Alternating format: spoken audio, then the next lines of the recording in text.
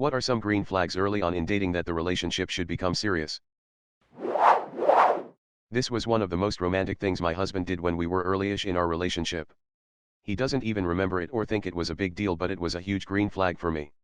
I was preparing to move to a new apartment and had a ton of stuff going on in my life, including trying to coordinate moving out with expensive heat treatment for bedbugs that my a-hole landlord refused to be involved with.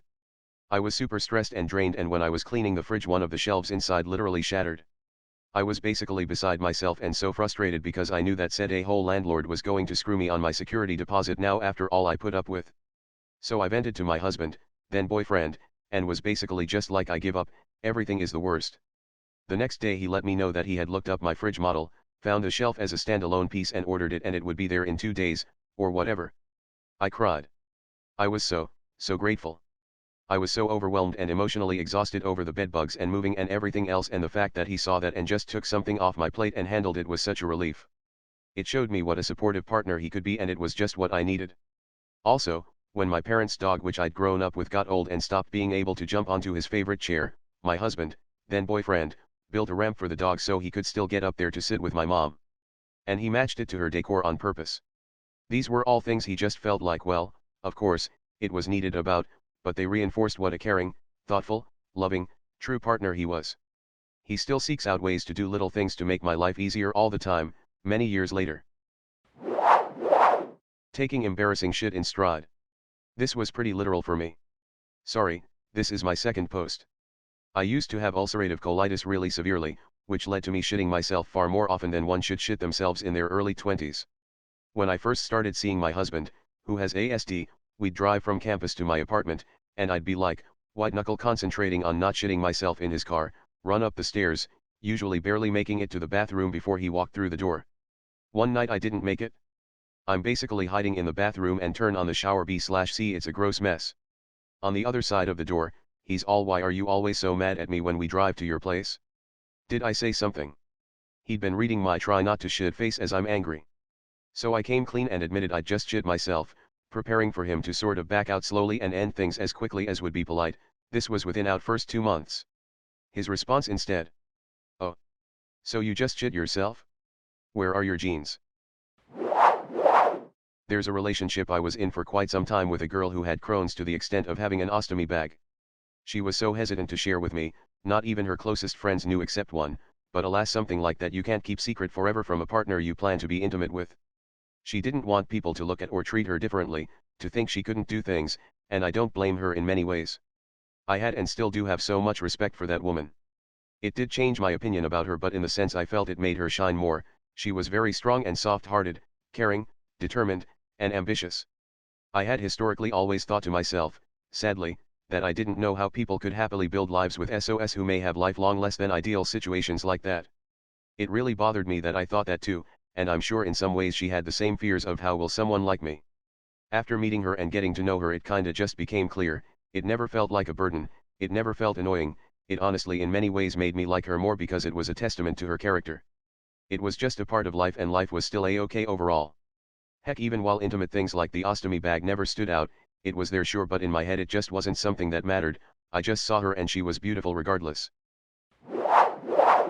Isolation was doing a number on my relationship for a hot minute, cooped up, not seeing friends, nothing to get excited for, just generally feeling down and irritable. My partner and I were bickering more often about stupid little things, and we just weren't feeling great about things for a bit. Then we went on a drive down a forested dirt road to scope out possible campsites for the weekend, and ended up losing our brakes entirely, which had been inspected the week before but evidently not properly, followed shortly after by a flat tire. Then the spare also ended up being flat. Reminder to check your spares regularly. It was getting late and help was on the way to meet us back at the main road, but to get to it we had to get down a steep hill without cell service, with a drop off on one side. With no brakes and a tire so flat it was basically hanging off the rims. It was not a good situation. He literally had to go down the hill in park with the emergency brake on to keep us from gaining speed. We were super in sync for it, kept our cool, talked our way through it, and all was well. Afterwards, we both felt way better about our relationship because when shit got real, we were partners working through it together. We worked through the little things and we've been doing great.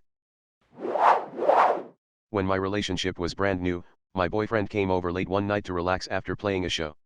It was storming/downpouring outside and we were cracking open some whiskey. Suddenly, My cat started yowling as if he was in pain and making frequent, unsuccessful trips to the litter box. He has a history of kidney issues and I thought he may have had a stone lodged in his urinary tract, a pretty emergent issue. I apologized and said I needed to run him to the animal hospital ASAP. Our cozy night in is over. I'm so sorry, you can stay here if you want, but I totally understand if you want to go home. My boyfriend didn't miss a beat, refused to leave our side and helped me get my cat into his carrier. I was really upset/crying, my cat is elderly and the thought of him having an emergency procedure was so scary at the time, but he treated both of us so gently and was a huge source of comfort. He even took his overshirt off and covered up my cat's carrier so he wouldn't get rained on the way to my car, getting soaked in the process and not acting like he was bothered or inconvenienced. I was completely taken aback and deeply touched. This was the moment I began to fall seriously for him. It's been 3.5 years now and he continues to show deep compassion for people/animals in need, and is so helpful, comforting and wonderful in dark/stressful times. Also, my cat was absolutely fine, the vet said he was just having an off day. A $400 off day. Cats. Edit, changed shirt to overshirt, he wasn't topless at the emergency vet. He cheated on her. He got caught, because he's a rampant dumbass, and when she asks him to stop, he laughed in her face and told her that he was having the best sex of his life, and he was going to keep right on doing it. She grabbed the pistol that he kept stuck beside the cushion of his recliner and told him he'd better take that back. He laughed in her face, and she gut-shot him. He ended up in the hospital for a month, lost his job, his girlfriend, and his truck. He's have lost his double wide, but the land of was sitting on belonged to his parents. They told the hospital that he shot himself cleaning the gun. Nobody believed them, but domestic violence is as common as ticks on a coon dog in that part of the world and nobody really cares, so they sewed him up and sent him home. They went on to reconcile, he got a better job, became a pillar of the church, and they had another 2 children, both of whom are now in their 20s and cheating on their wives. I wish I was making any of this up. I've been married 4 years, this is one thing that I noticed when we first started dating. I'm a pianist, and I like to practice. She's not a musician but she did play as a kid and still has her keyboard. When we first started dating there would be nights where I'd go over to her place and I'd feel totally comfortable practicing for hours while she read or did work. We were just instantly comfortable in each other's company without feeling the need to constantly pay attention to each other. We paid plenty of attention to each other, it just never felt like it had to be constant just because we were together in the same room. I realized I was able to just fully be myself while incorporating her into my life, and she felt that way about me. We didn't have to compartmentalize. In past relationships I had my work life, my personal hobbies, and my relationships all in their own separate boxes. But with my wife I've been able to have everything meshed together. A similar thing happened to me when I was moving in with my husband. I accidentally knocked over a glass from his glass collection, they're all fancy and interesting, and it fell into several others, which was a problem because they all broke. My reaction was to panic and start begging for forgiveness. My first serious relationship was with a narcissistic sociopath who enjoyed hurting me in any way possible. His reaction? He'd worked in a glass factory and saw firsthand how dangerous broken glass could be, so he helped clear up and was aghast when I tried to pick up the shards with bare hands. He cuddled me before we started clearing up and told me glasses are just stuff, you're more important. Are you hurt? There have been many moments with him where I knew he was special, but this really added to them. I'd broken part of his collection, a collection he'd worked on for years at this point, and his reaction was so calm and gentle. I love him. Okay, so mine is incredibly ridiculous, but my BF, now husband, totally didn't call me crazy or that I was overreacting on something minor. I rented a house from my dad, and about a year into it he moved my brother into the home. I didn't have a choice, it was his home and he could do whatever he wanted. Whatever. My brother is 3 years older than me but hadn't made the best financial decisions at that point and now lived with me. He started eating and drinking everything that was mine, I'd have to fight him to get half the utilities, and this was after not paying anything at all for the first 8 months, and it was always just a fight. I had one rule, no food, or drinks, other than water, in his bedroom. I'd helped him move out of multiple places and I didn't want that bedroom to become like the places he'd been at before. He didn't respect the one rule. It was a pain. So one day, I woke up at 5 a.m. to get ready for work and noticed that my new bag of goldfish was in the trash. He'd eaten the whole bag that night after I went to bed.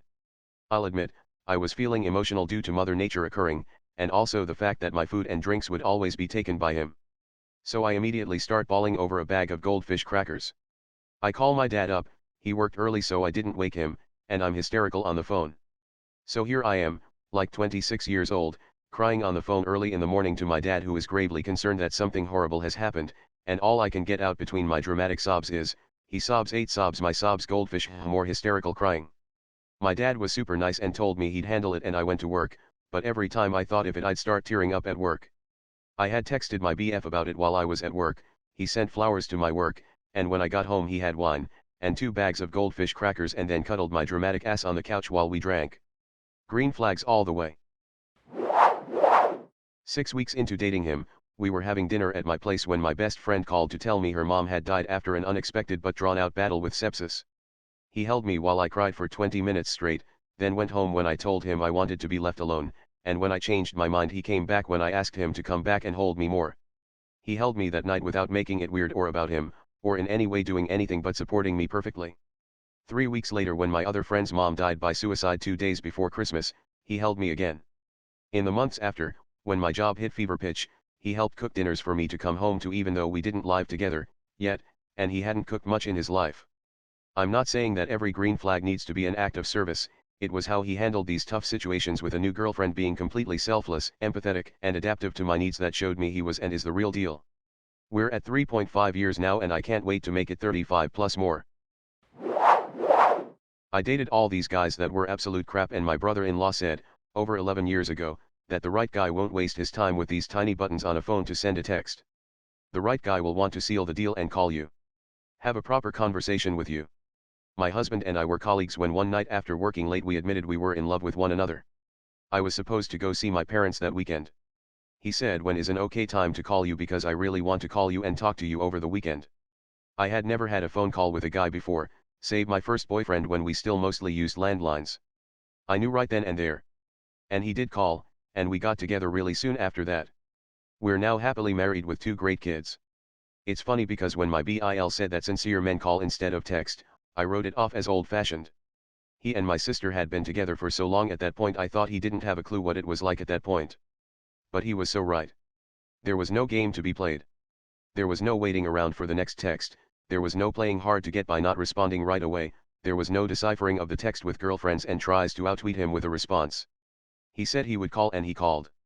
Heavy black heart. I was in my 3rd year of university, and we were both cramming for an exam next day. I ate some peanuts and drank lots of coffee and started to feel a weird new pain in my lower right side of the abdomen. We were together for about 3 years when I had to do an appendectomy. He spent all day with me, going from hospital to hospital, terrible hospital care if you are a student in my country. Finally, at the last hospital where I got the diagnosis, he stood all day with me while doctors took blood samples and did x-rays, required for anesthesia, waited in all lines with me. We had around 12 hours of hospital time together already.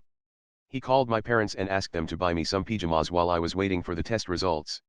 I was waiting to be taken to the surgery room when it happened. He went to the bathroom, saw a red button and he pushed it. There was a very loud sound which came from the hallway. It turns out it was the call for nurses in case of emergency. It was at that moment that I knew I was stuck with him. Actually, the next 2 nights, sleeping on a terrible wooden chair convinced me that he was the one. He was there for me and even missed an exam. We have been together for 8 years now, engaged for 6 months, even though I knew from quite some time that he is the one for me. He makes me laugh and is there for me no matter what. It's all that matters. I grew up in an emotionally abusive home. Every relationship I witnessed between my parents and step-parents was volatile. Every time there was a slight bump in the road there would be yelling matches, fists flying at walls, furniture being thrown, and then a stream of apologies that meant nothing. I hated going on road trips because my mom and my stepdad would fight if my mom was navigating and she missed a turn. Or if we couldn't find a place to stop and eat fast, or if there was traffic in the way, it always resulted in a blow-up. When I went on my first date with my now fiancé, we ended up getting lost trying to find a place to eat. My cell phone then was a piece of garbage and the GPS never worked, and his phone wasn't working with the map system installed either. Instead we ended up foregoing our original plans and finding a Chipotle way out of our way for our first date, and I was mortified. I kept apologizing for something I couldn't control and I felt this pit in my stomach waiting for the sour mood to come out from him. For him to tell me that I was fucking useless or that there was something wrong with me because I wasn't able to navigate us to our destination. Instead, he smiled at me, laughed, and then held my hand and we ate Chipotle.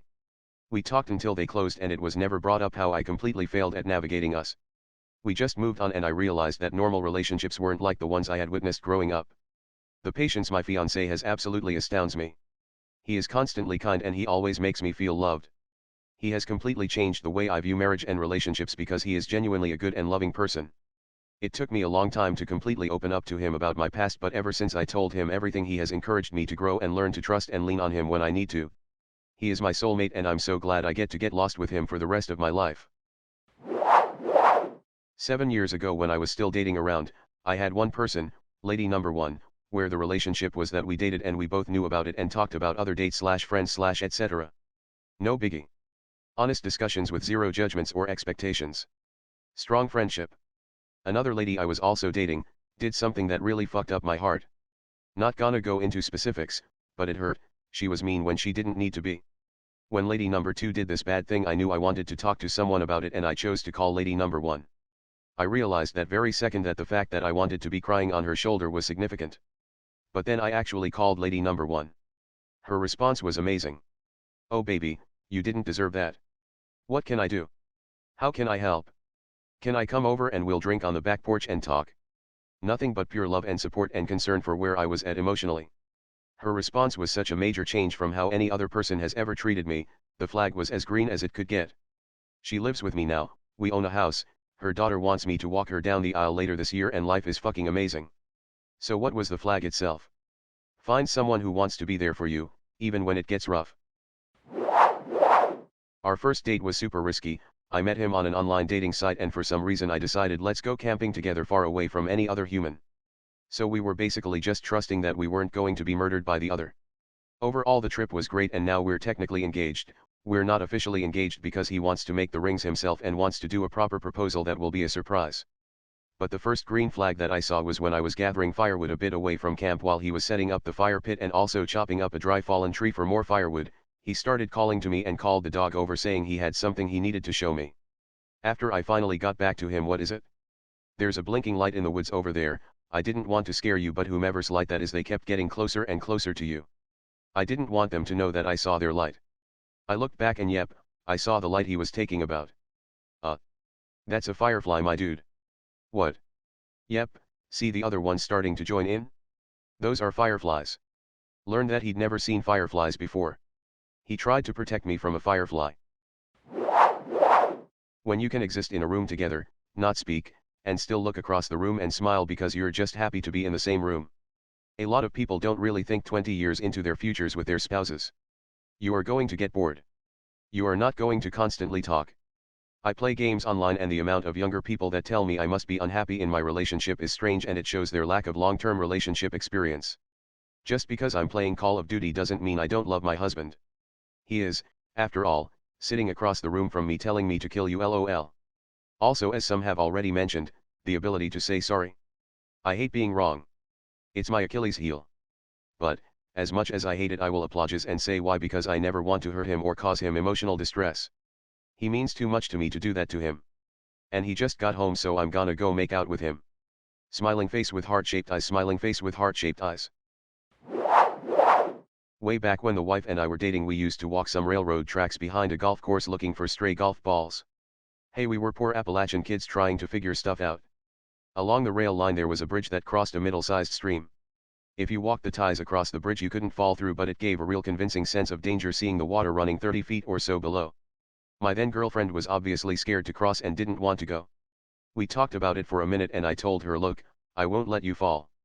I'll hold your hand and we can go as slow as you want." We'd been having a really deep conversation about the direction our relationship was taking and I wanted to keep it going. It just seemed to me that turning back was going to not be the right thing to do. She was still unsure, so I looked her right in the eyes and said, "I won't let you fall." She looked at me right back and said, "Never." I said, "No, not ever." We crossed without any trouble, but the conversation really shut down from there. The magical thing we were doing, it was like it just evaporated and my girlfriend was pretty quiet. I knew I'd messed up at the bridge by pushing it, and now I knew her feelings had changed because of it. We headed back to the car mostly in silence, and when I got in I noticed she was almost crying. Damn it, I hope I didn't mess everything up.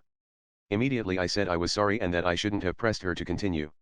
She looked at me and said, "I'm sorry. I'm so sorry." She covered her face and then the tears did come. I tried to ask what she meant, but she interrupted me and said the best thing anyone has ever said to me. "I just fell in love with you back there. I didn't mean to, it just happened. I felt safe then, I knew I loved you. Please don't be mad. I'm sorry. We had a couple of kids and will be married 25 years soon. No, I'm not mad at all.